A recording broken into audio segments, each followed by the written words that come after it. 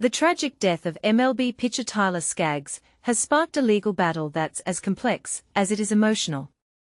But here's where it gets controversial. Los Angeles Angels superstar Mike Trout, a three-time American League MVP and baseball icon, is set to testify in a wrongful death lawsuit that questions whether the Angels organization shares responsibility for Skaggs' fatal drug overdose.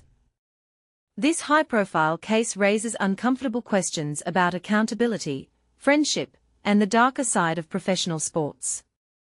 On Tuesday, Trout is expected to take the stand in a Southern California courtroom to discuss his close friendship with Skaggs, who died in 2019 during a team trip to Texas.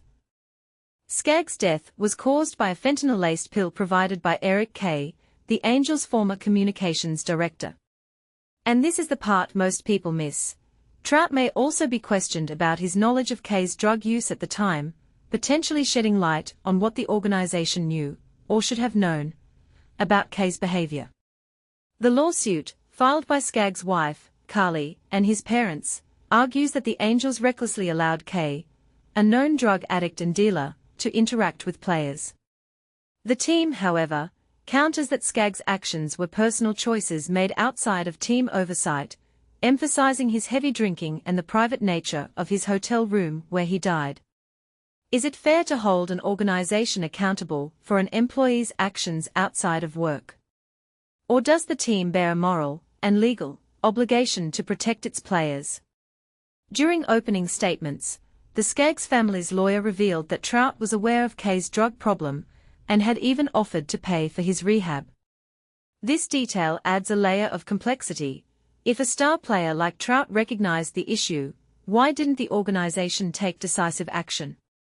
Other players, including former Angels pitcher Wade Miley, now with the Cincinnati Reds, may also testify during the weeks-long trial, further exposing the culture within the team. Skaggs' death, at just 27 years old, was a devastating blow to the baseball world. A coroner's report revealed he choked on his vomit after consuming a toxic mix of alcohol, fentanyl, and oxycodone. Kay was convicted in 2022 for providing the fatal pill and sentenced to 22 years in prison.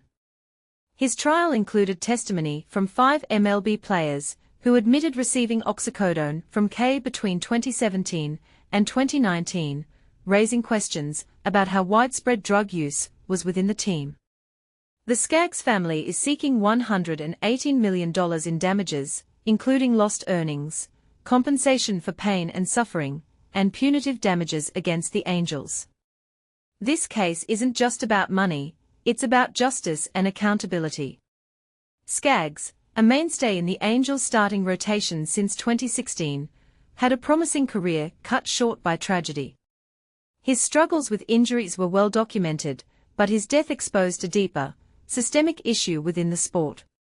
In the aftermath of Skaggs' death, MLB and the Players Association implemented opioid testing and treatment referrals, a step forward, but one that came too late for Skaggs. Does this trial mark a turning point in how sports organizations address player welfare, or is it just the tip of the iceberg? As Trout prepares to testify, the baseball world watches closely. His words could shape not only the outcome of this case, but also the broader conversation about responsibility in professional sports. What do you think? Should the Angels be held accountable, or is this a tragedy beyond their control? Let's discuss in the comments.